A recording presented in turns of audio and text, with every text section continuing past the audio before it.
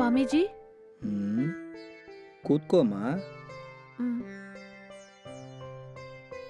ನಮಸ್ಕಾರ ಸ್ವಾಮೀಜಿ. ಹೇಳಮ್ಮ, ನಿನ್ ಸಮಸ್ಯೆ ಏನು? ನನ್ ಯಜಮಾನ್ರ ದೇಹದಲ್ಲಿ ತುಂಬಾ ಪ್ರಾಬ್ಲಮ್ ಇದೆ ಸ್ವಾಮೀಜಿ. ಅವ್ರು ಸ್ವಲ್ಪ ದಿನದಿಂದ ತುಂಬಾ ಕುಡ್ದು ಅವ್ರ ದೇಹನ ಅವರೇ ಹಾಳ್ ಮಾಡ್ಕೊಂಡ್ಬಿಟ್ರು. ಸರಿ ಅಂತ ಡಾಕ್ಟರ್ ಹತ್ರ ಹೋಗಿ ತೋರ್ಸಿದ್ರೆ ಅವ್ರ ಮಿತಿ ಮೀರಿ ಕುಡ್ದಿದ್ರಿಂದ ಅವ್ರ ಲಿವರ್ ಫೇಲಿಯರ್ ಆಯ್ತು, ನಮ್ಮಿಂದ ಏನು ಮಾಡಕ್ಕಾಗಲ್ಲ ಅಂತ ಹೇಳ್ಬಿಟ್ರು. ಏನ್ ಮಾಡೋದು ಅಂತ ತಿಳಿಯದೆ ಮನೇಲೇ ಇಟ್ಟು ಟ್ರೀಟ್ಮೆಂಟ್ ಕೊಡ್ತಾ ಇದ್ದೀನಿ ಸ್ವಾಮೀಜಿ. ಹೊರಗಡೆ ನಿಮ್ ಮಹಿಮೆ ಬಗ್ಗೆ ತುಂಬಾ ಜನ ಹೆಮ್ಮೆಯಾಗಿ ಹೇಳಿದ್ರು. ನೀವೇ ಅವ್ರನ್ನ ಹೇಗಾದ್ರೂ ಕಾಪಾಡ್ಬೇಕು ಸ್ವಾಮೀಜಿ.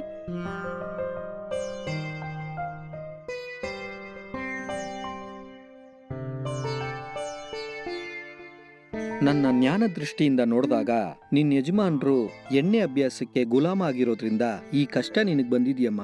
ಅವ್ರನ್ನ ಇದರಿಂದ ಹೇಗೆ ಕಾಪಾಡೋದು ಸ್ವಾಮೀಜಿ?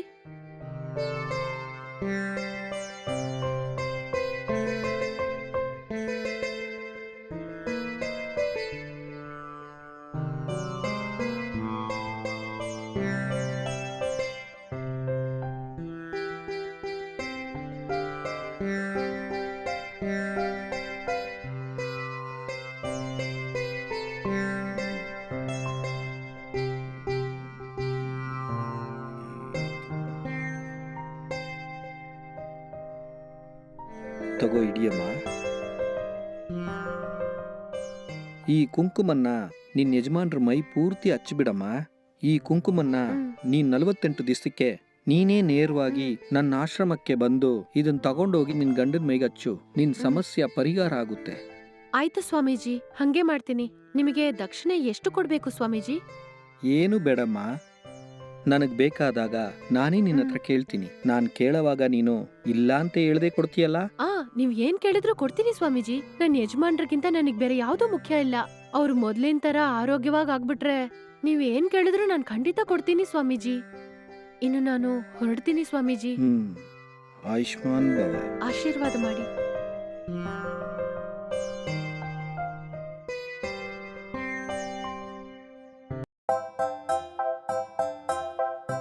ಸ್ವಾಮೀಜಿ. ಇಲ್ಲೇ ಇದ್ದಾರಾ?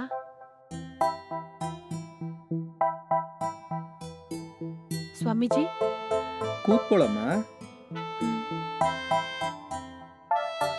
ನಮಸ್ಕಾರ ಸ್ವಾಮೀಜಿ. ಹೇಳಮ್ಮ.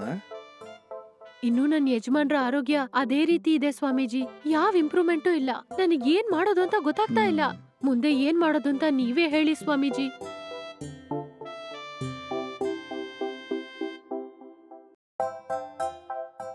ಇದಕ್ಕೆ ಒಂದೇ ಒಂದು ಪರಿಹಾರ ಮಾತ್ರನೇ ಇದೆಯಮ್ಮ. ಏನ್ ಸ್ವಾಮೀಜಿ ಅದು? ನೀನ್ ಈ ಆಶ್ರಮದಲ್ಲೇ ಇದ್ದು ಈ ಆಶ್ರಮಕ್ಕೆ ಸೇವೆಗಳನ್ನ ಮಾಡು. ಆಶ್ರಮಕ್ಕೆ ಮಾತ್ರ ಅಲ್ಲ, ನನಗೂ ಸೇವೆಗಳನ್ನ ಮಾಡು. ನಾನು ಹೇಳೋ ಥರನೇ 48 ದಿವಸ ಸೇವೆಗಳನ್ನ ಮಾಡಿ ನನ್ನ ಚೆನ್ನಾಗಿ ನೋಡ್ಕೋಬೇಕು. ಏನು ಮಾಡ್ತೀಯಾ? ಏನಮ್ಮ ಈ ಮೌನಕ್ಕೆ ಏನರ್ಥ? ಏನಿಲ್ಲ ಸ್ವಾಮೀಜಿ, ಖಂಡಿತ ಮಾಡ್ತೀನಿ. ನನಗೆ ಅವ್ರಕ್ಕಿಂತ ಬೇರೆ ಯಾವ್ದೂ ಮುಖ್ಯ ಇಲ್ಲ. ನೀವ್ ಹೇಳ್ದಾಗೆ ಮಾಡ್ತೀನಿ ಸ್ವಾಮೀಜಿ. ನೀನ್ ಮಾತ್ರ ಈ ರೀತಿ ಮಾಡಿದ್ರೆ ನಿನ್ ಗಂಡನ ಈ ಪರಿಸ್ಥಿತಿ ಬೇಗನೆ ಸರೋಗುತ್ತಮ್ಮ. ತುಂಬಾ ಸಂತೋಷ ಸ್ವಾಮೀಜಿ. ಸರೋಜಾ, ಸರೋಜಾ. ಬಂದೆ ಸ್ವಾಮೀಜಿ.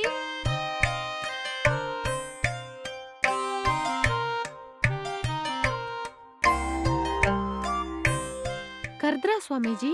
ಬಂದಿಲ್ ಕುತ್ಕೋಮ್ಮ.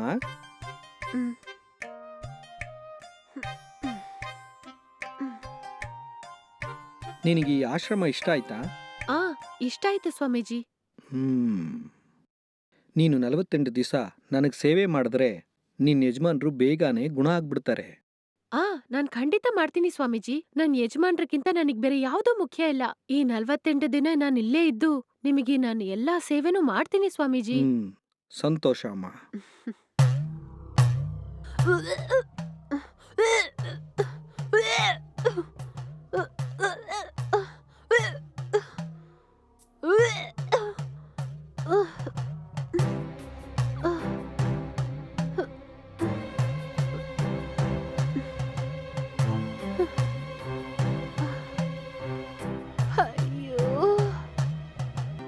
ಯಜಮಾನ್ರನ್ನ ಹೇಗಾದ್ರೂ ಕಾಪಾಡ್ಬೇಕಂತ ಆ ಸ್ವಾಮೀಜಿನ ಹೋಗಿ ನೋಡಿದ್ರೆ ಅವ್ರು ನನ್ನ ಗರ್ಭವತಿ ಮಾಡ್ಬಿಟ್ರು.